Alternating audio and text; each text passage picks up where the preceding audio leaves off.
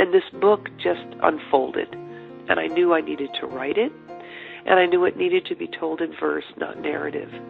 So I took a deep breath, and I took the plunge.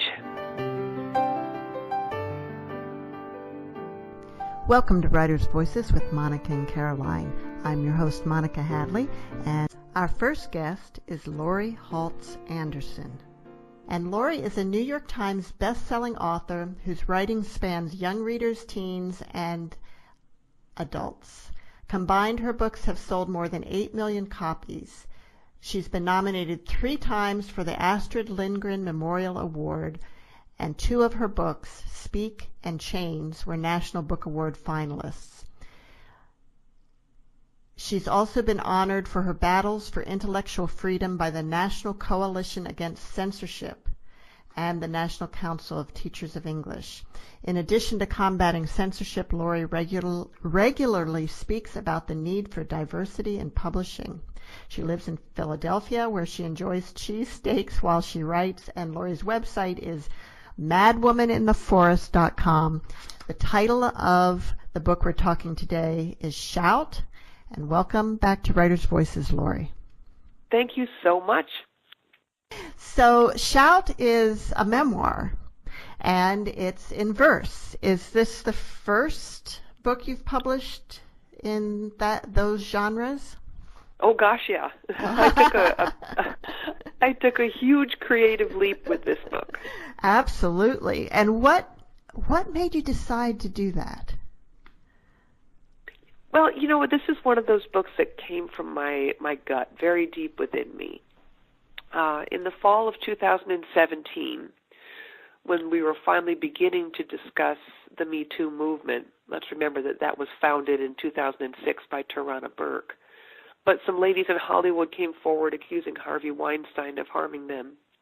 And so Me Too finally gained some currency, and people were talking about it. So I was listening to a podcast about how some men were really not happy with the fact that women were talking about being survivors of sexual violence, and the misogyny was horrendous, and it made me so angry. I was walking down the street in New York City, 11th Avenue, and just lines of poetry started to drop into my head. I was thinking about the thousands and thousands of survivors who have shared their stories with me. And I knew how much pain lay behind those stories.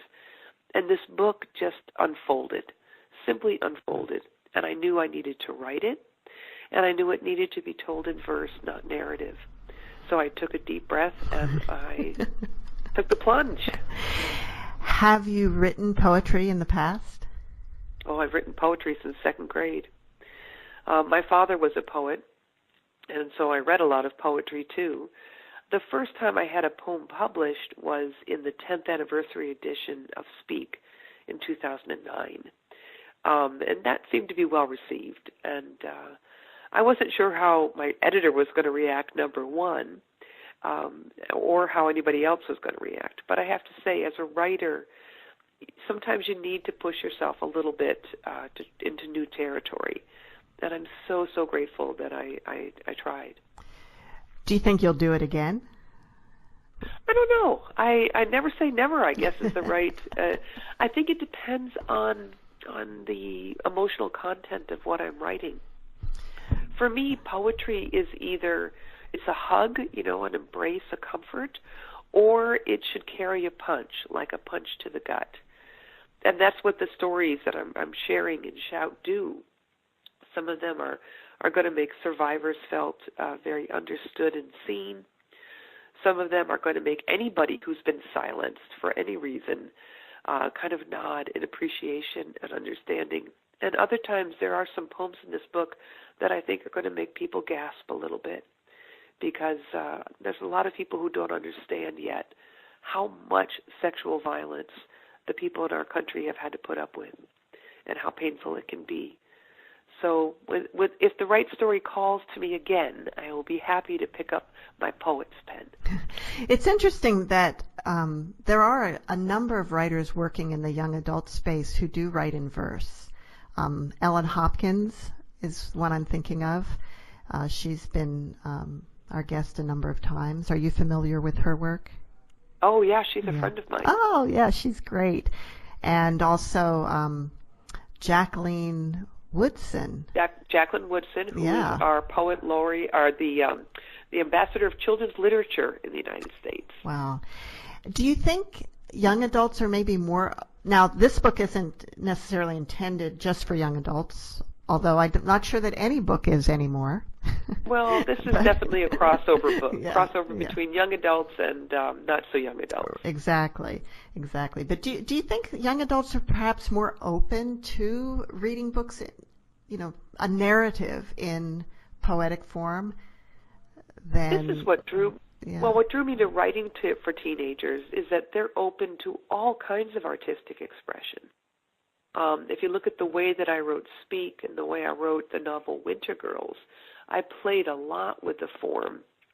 And, I think that we have in children's literature at the YA, the young adult end, the door is open for creativity. And then we have writers like Elizabeth Acevedo. She won the National Book Award last year for her tremendous book, The Poet X. She's a spoken word poet. She travels the world doing spoken poetry. And then she transformed that into a YA novel that's extraordinary. You also have Jason Reynolds and Kwame Alexander. There's just so much excitement. There's so much great art, poetry, verse being created now in YA literature. It's a thrill to be a part of it. And I think YA literature, even not the poetic, but all of it, is some of the, it is breaking new ground. And it's some of the most interesting and fun to read, too. I'd like to think that the reason that it's maybe a little bit better, can we say that, a little bit more interesting, is that those of us who care so much about teenagers, we know that we have to be at our best, right? We have to up our game because our teenagers, A, are under so much stress, and B, they have so many demands on their time that in order to hold a teen reader, to keep their attention, to keep them engaged, we have to write probably a better quality than books have to be written for adults, because adults are a little bit more patient. Adults will give you a couple of chapters before they say, well, this book's not for me. With teenagers, you have a couple of lines.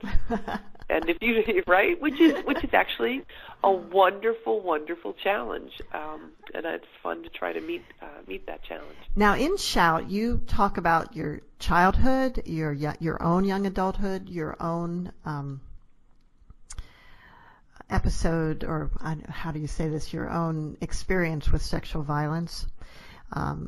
Is this the first time that you have revealed that so plainly in print? Well, I transmuted what I had been through into fiction when I wrote Speak, which came out 20 years ago. Speak is, it's a fictionalization. My attack was different, and how I dealt with it was very different.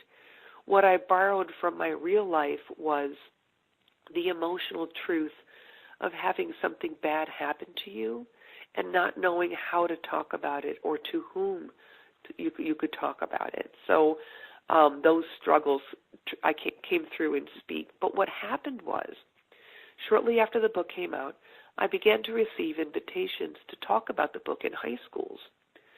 And so I started to speak in front of high school audiences, and those teenagers wanted to know, Miss, did that happen to you? If it happened to you, how did you deal with it?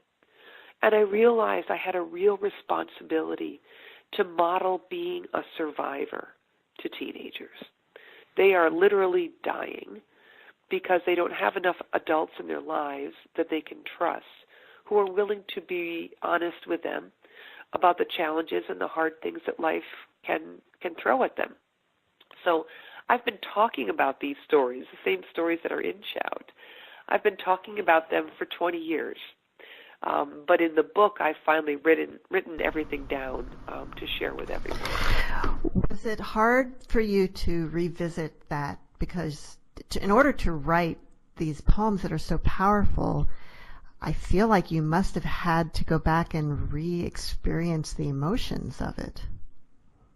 Well, since I have been talking about it with, it's not like it's been hidden away from me.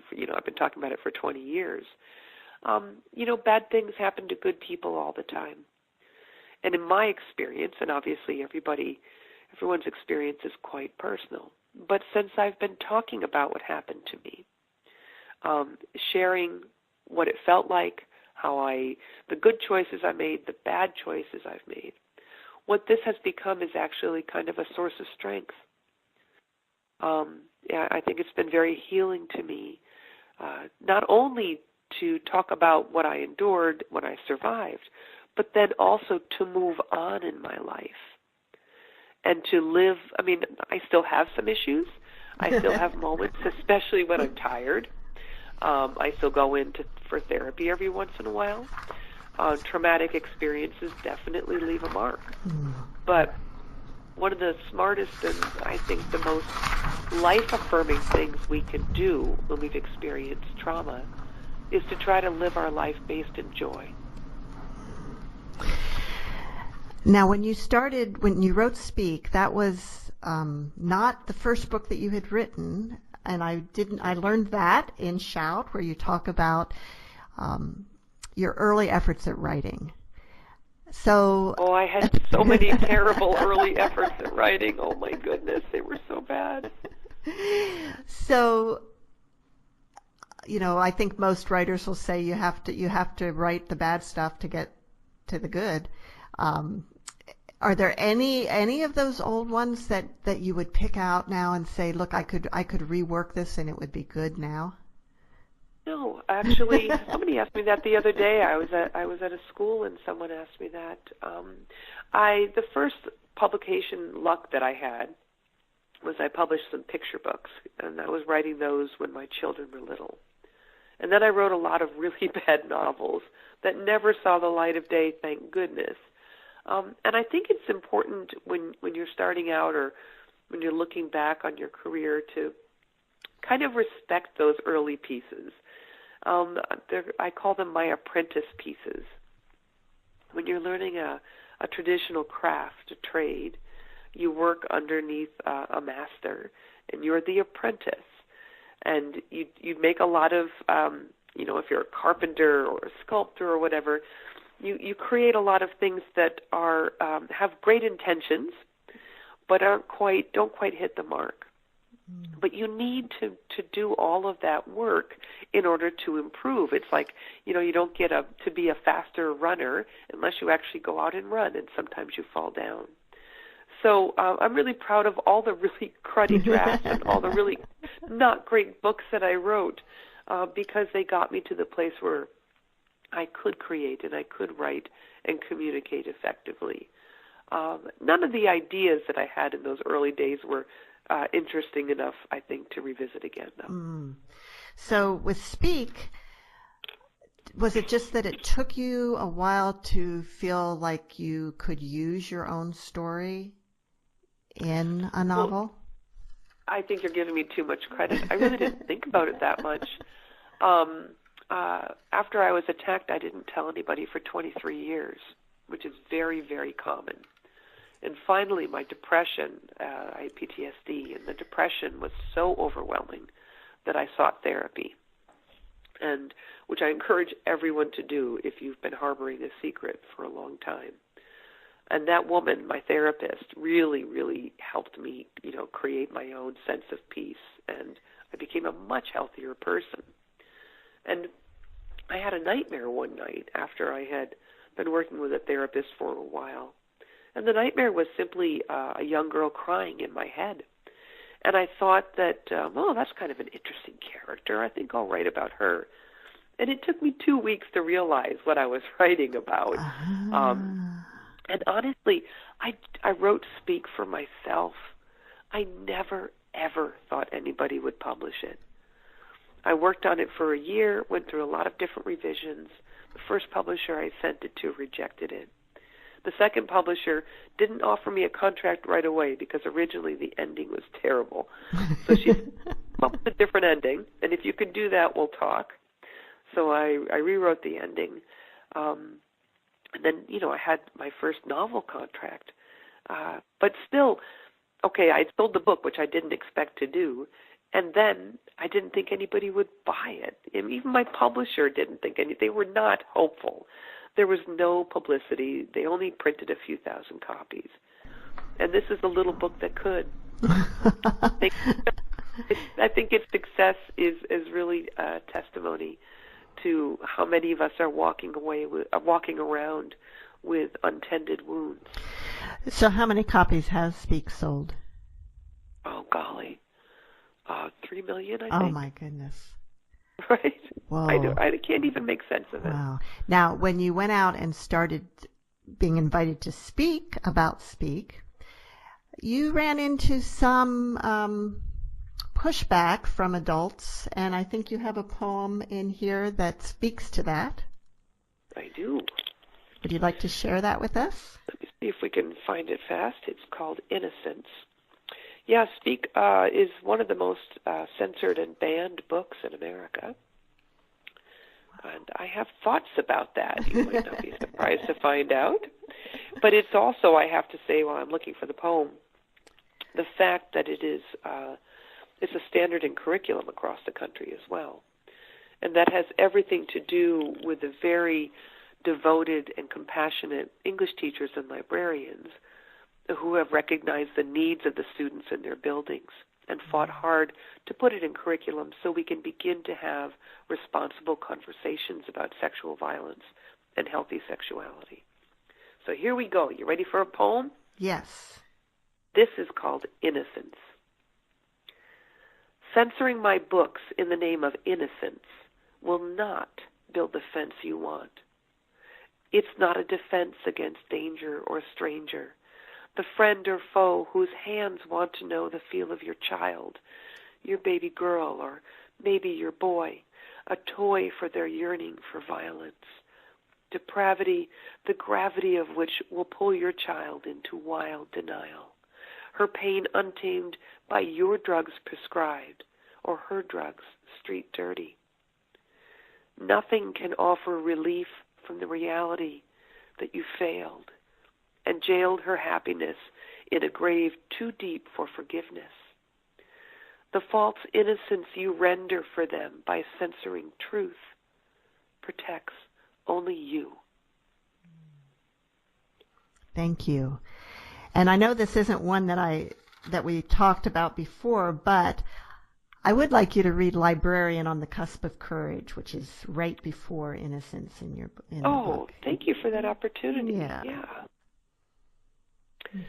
This is, on the page, this goes back and forth, so you'll hear kind of two voices, the librarian and me, if you will. Librarian on the Cusp of Courage. I loved your book, says the librarian. Prom, not Speak. I open my mouth to, of course, I can't have it in my library, she adds. I close my mouth. The main character, she rushes on. I listen. She's disrespectful to authority, cuts class, sleeps with her boyfriend. I wait. We can't have those kinds of examples on the shelves. Bingo. And by the end of the book, I ask, well, she touches her crucifix. I wait, thinking of the miles of empty shelves in the hearts of her students. Well, she blinks her dull blue eyes. She does change and grow by the end, and the prom scenes were fun. Exactly the opening I was hoping for. Now we can have a conversation. She drops her eyes to the concrete floor. I can't afford to lose my job. She runs. It's really kind of amazing that people think that not talking about something makes it go away. Well, I've really learned something from all these people who've been censoring my work. I've learned that censorship actually has nothing to do with children. What censoring does is that it protects adults from having conversations that they feel awkward about. An awkward conversation isn't really so bad compared to... Exactly. Thank you. Right? Right, yeah. right. And what we need, so there's two things I'm trying to do with this book. Number one, I'm trying to help create a safe, brave space for survivors. Because anybody who's been through any kind of violent situation needs to feel like they are seen. We need to offer support and love and, do what we can do as a culture and a community to help them. But at the same time, we need to be promoting conversations about sexual violence among adults. We need to talk to our girlfriends.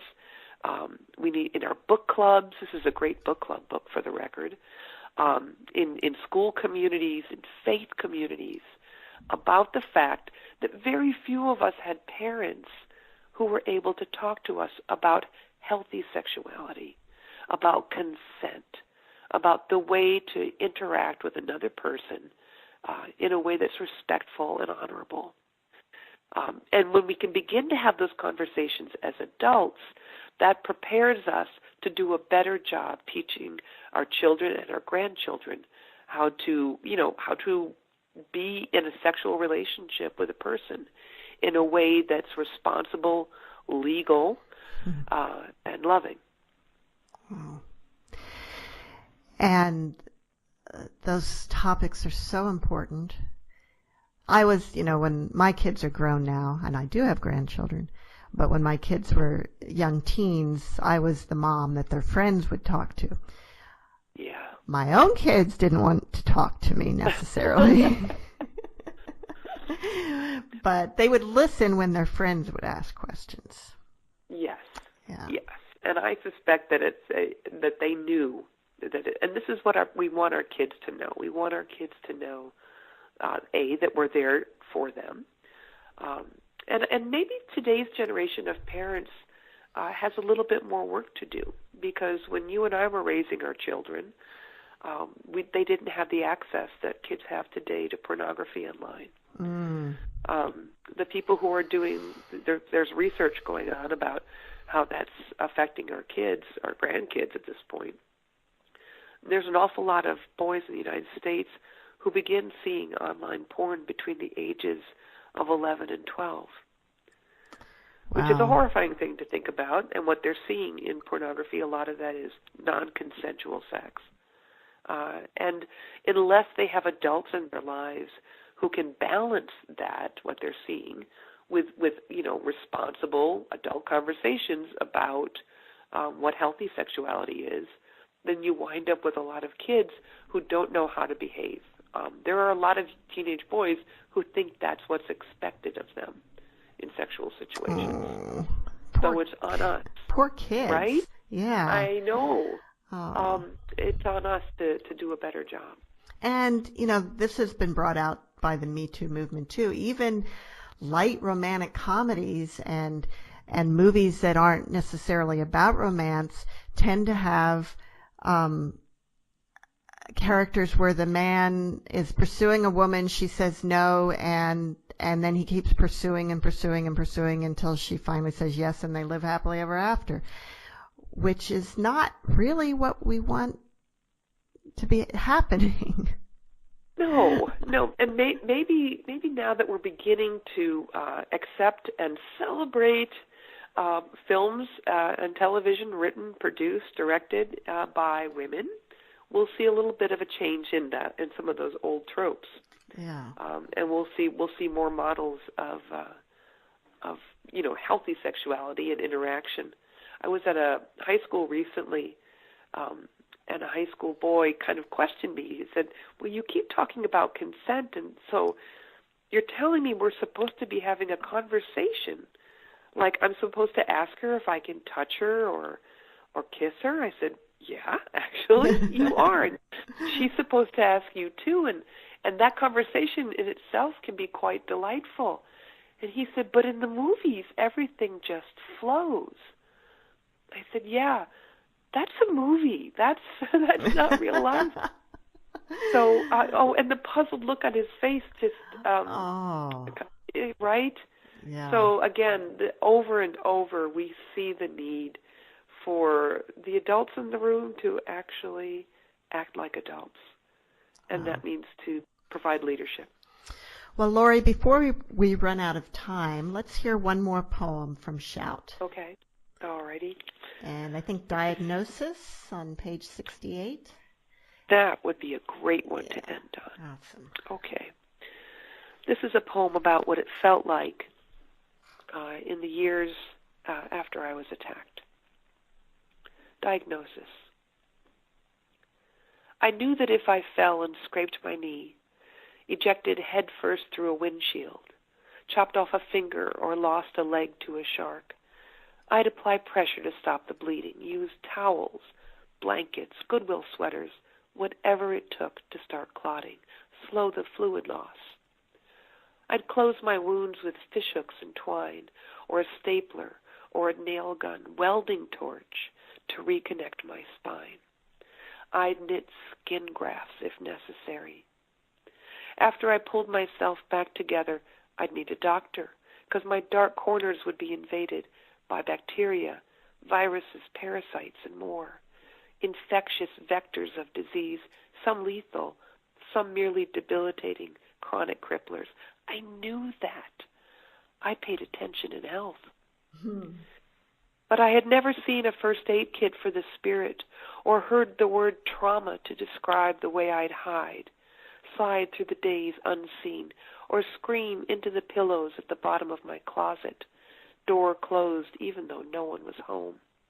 Rape wounds deeply. Splits open your core with shrapnel. The stench of the injury attracts maggots which hatch into clouds of doubt and self-loathing. The dirt you feel inside you nourishes anxiety, depression, and shame, poisoning your blood, festering in your brain until you will do anything to stop feeling the darkness rising within. Anything to stop feeling. Untreated pain is a cancer of the soul that can kill you. And that was Laurie Halse Anderson reading from Shout. And I know how to pronounce your middle name because of one of your poems. I like that. It's like I won't forget it anymore. Yay! Yay. So what's next for you? Well, my next project is actually done, I'm happy to report. Next year, I'm bringing out a graphic novel about Wonder Woman. Oh, very cool. Oh my gosh, it was so much. My last two projects have been writing way outside of what I'm traditionally known for. And as a creative person, I really encourage other people to consider doing that. It refreshes everything and kind of helps you see the world again with new eyes. So I'm excited about that. That sounds really fun, and I can't wait to see it. Thank you. Well, thank you so much for being with us here today. It's a pleasure. You're listening. And, Mom, do you have some closing words? I do. We can't change the past, but it really doesn't hurt to visit it sometimes. True. Thank you, and see you all next time on Writers' Voices.